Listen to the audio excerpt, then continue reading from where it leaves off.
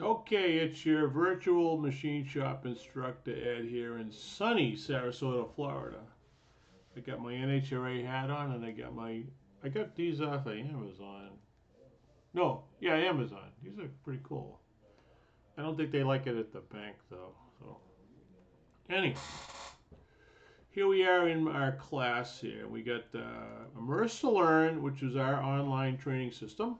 I've been using this since I started teaching in 2013, and I had that lesson about how I taught using this with no machines for 4.5 months. All I had was this and some books. Very good course I learned. I knew nothing about it, so you can watch my video on my YouTube channel on teaching online. So here's the course here, all laid out. And if you have the upper version, you can actually change the order or select which ones you think are more important. But this is your basic setup here. We have safety, bench, brick, layout, shop math, drill press. These are drill press, manual lathe, mill. These are real projects now. We've worked together. We've updated these to do real projects and testing. So we got everything grinding. Then we have machines set up with classic and sort of classic control. And we even have next gen control in here. So if you just have next gen, maybe you don't want to do the GUI because they're really the same.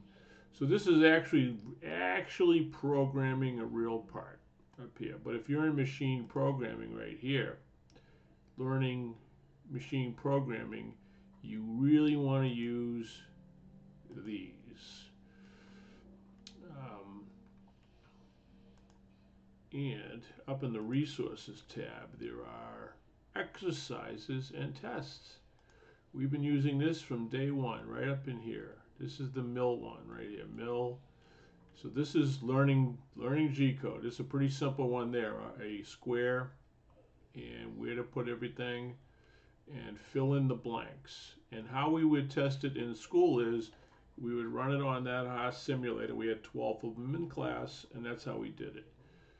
Um, there's also another way of doing it, and that's using this. If you do the download right here, download, and you go into here, you download the latest version.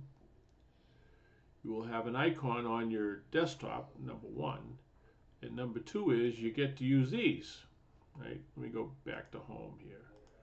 So if I'm in my Total Machinist course, version 20, and it's got Renishaw multi-axis, NIMS prep test, and I understand the measurement one's been updated. So we're wrapping up a year. We're doing lathe work, lathe programming, and we probably want to see if we can attempt these projects. But we want to get through the G code section. So we were in lathe programming, and all discussions on lathe programming. I think even if you're gonna learn CAD CAM, to learn code is essential. So right up here, we're in exercises and tests. Everybody gets a copy of this in class, but now we're virtual. So we would do this first exercise, which are just what are the coordinates, and now we're doing this one, which is write a simple program to make this part. And it's a partially done program right there. All right. So what I did is show them how I do it. And I said, turn on your notepad, right here, notepad, and start typing that all out. You don't have to put in all the parentheses, but you want to label your program because we're all going to be using the same number if we're using those controllers. And put your name up there. So this is one of my students, Pokey. And we wrote all the code and we filled in the blanks with the percent signs. This is how the Haas machine has to see it. Percent sign at beginning and end, O, and 4 or 5 digits. Okay. So now we turn on the machine and we're going to pick SL20, this blue one. Open launcher, which gets us the machine in the panel, right? Real machine. I like to rotate it. You could zoom up on it. The tools are loaded that line up with the projects. All right, so this is going to run like a real machine. Press power on button. Power on. Servos, and if you've been teaching them what to do, you've got some video content, you got to hit the reset button to get the alarm off. And normally we'd hit power up restart, and because if this wasn't at the home position, it's down here somewhere, it won't run, or it's going to be in the wrong place. So a lathe, when it homes out, it homes in X and Z direction, and it rotates. Sometimes it rotates the turret to put tool 1 in the position, depending on the settings of the machine. All right, so we got edit. That works. I can go down here and edit anything I want. I can change that tool number. I can alter it. I can undo it. I can reset beginning. All right. Memory, this is ready to run mode. MDI we're really not using. Now, obviously you don't have coolant, so let's hit turret. Let's turn it on. Turret forward. Look at that, it works. Wow. All right. Handle jog. Pick an increment. Pick a direction. All right, let me pick a bigger number. It really moves. Let me press this one. Oh, crash. All right, here we go. Let me pick a smaller number. Oh, go slower. Look at that. This is the X minus direction. So you can show everybody which way it goes. This is jogging. And the jogging increment is the lower number. So that's 10 inches a minute. That's going up. And I'm going to go 0 return, home. All right. Notice it does X first, Z last. Okay. Does this thing work? No. This is for manual setup. So. Okay. The material side, you can actually look at this thing. Probe down, probe up. So the probe actually works. Material reset, and this is your material selection page. Display, no display. We got a program. We got a library for the programs. Memory. Cycle set. Oh, look at changes tools, goes down. It looks like it's cutting. So it's not bad. It's telling you the spindle's going in this direction. We didn't crash into the chuck. That's my number one goal here. So when we in class prove a part out, we do it with no part, coolant off. We want to verify we're not hitting this. Once we got through that, then we put part in at proper stick out length, and then run each one operation at a time and inspect.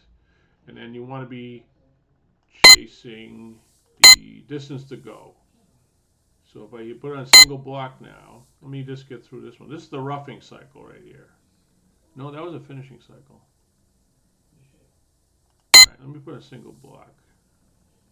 Is that working? All right. Oh, it's at end of program. Let me run it again. All right, feed hold. Now what's my distance to go? Z.045. So if I'm looking at this, I'm saying, oh, it is in front of Z. And the X move is not going to do anything. Let me see if this, single block is on. That one is done. Next move, this one. It's going to go in the X direction. Right? X, distance to go. This is a facing cut. Typically, you go a little bit beyond the middle, and that has to do with the tool nose radius. The next move is Z, wrap it away, right? Wrap it away, and then go back up to there. And now this is the roughing cycle. I'm going to take the single block off. So remember, the material's already been cut, so it's gone now. I'm going to hit feed hold and say, wait a minute, let's send this home. Let's reset the material. Okay. Well, I want to see if my program works. The heck with this stuff. List programs, and in here you got to use the receive button. And it's looking for an NC program, and I wrote mine in text. But the Haas will read text files. Here it is, 11002. All right.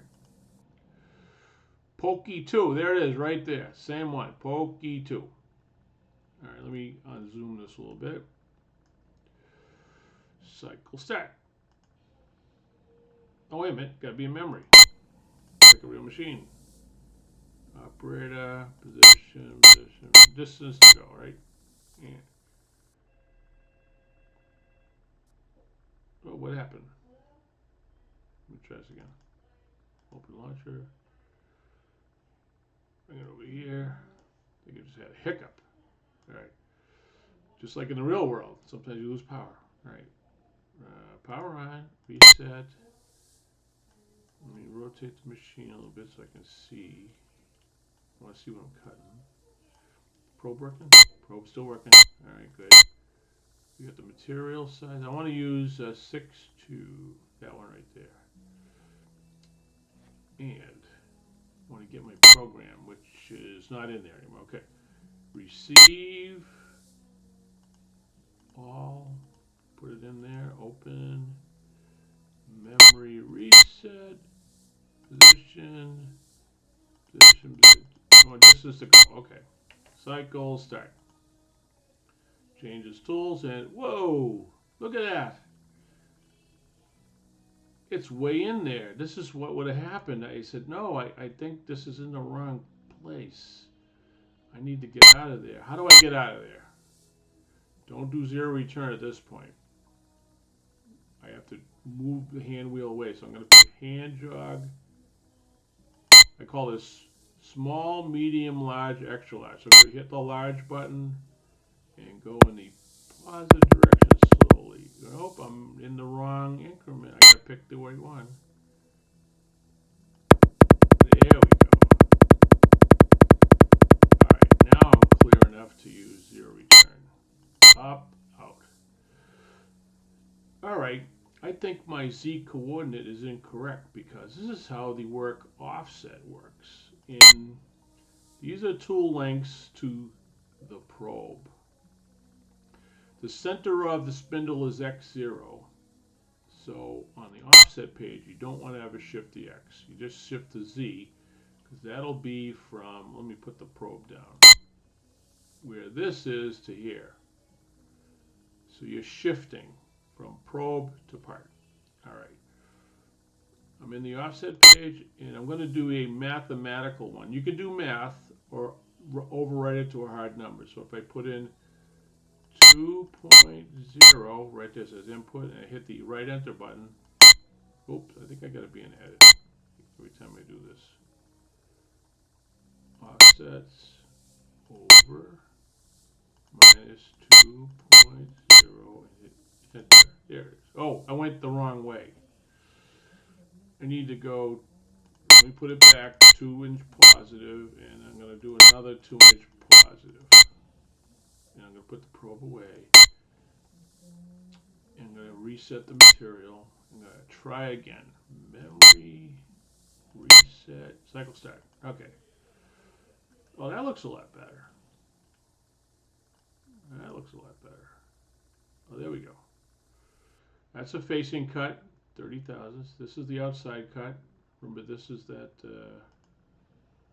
program we had. This is my Google Classroom. This is their instructions. We're doing this part right here.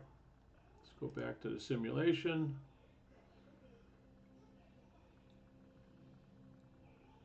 And yep, we're starting to get a cut there now. Yep.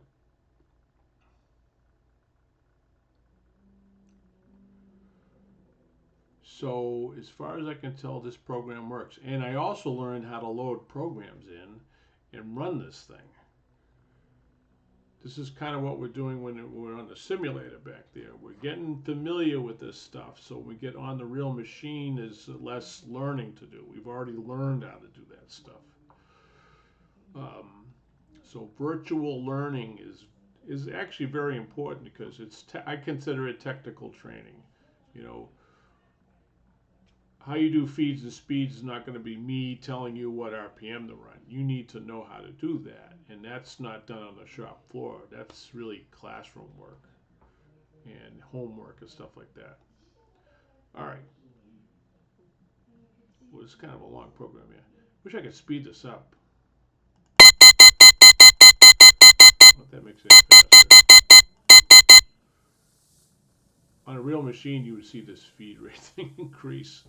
I call it the time machine, you know, especially if I'm proving out something with nothing there or dry running in the air. I turn on the time machine just to get through that process faster. In our classroom, we run it with no part and with no coolant, and our whole goal is not hitting the chuck. Then we know we're pretty safe. That anything we're going to hear, because it can be difficult in the lathe to see in there. All we're hearing is the chips from the material. And then after each tool, we're going to stop and take a look and make sure everything looks right, that the tool's still there, the surface finish looks good, may even take a quick measurement, and then go on to each step. And to get to the end, that's it, should be done. So this is the G71 roughing cycle. This is a little discussion I could have with somebody. G71 roughing cycle uses, you need to build the profile, and it knows how to stay away from the profile. And the beginning of the profile is determined by the N number, and the P number associates to the N number. That's the beginning and the end. Oh, it changes tools. Okay, this is the finishing profile. This does the same thing, picks up the profile, but it just does profile only, no roughing. That's a G70 cycle. I think lathes are actually, when it comes to G-code programming, are like way easier to program than mill. And a lot of your tools tend to stay in the lathe. Done. Part is done. And looks like that. Success. All right, there we go. So I can have students send me their text file, or if they download and install, and they can just load these in and do the projects. So we have like 6 lathe programming projects and 3 that are called the test projects, and they have no code. But once you have a template, this is how I do it when I was on the job. I would base everything on my template and just rewrite the program to suit the new part, and make sure now I have the correct feed and speeds and cut and stuff like that. But if you take a proven program and you know what each step is, I call the beginning part the gazinta, and then getting out is the gazauda, you know. So, and all you're changing is the middle, you know, and what the tool numbers are. Okay, thanks here, and I had enough. All right, talk to you later.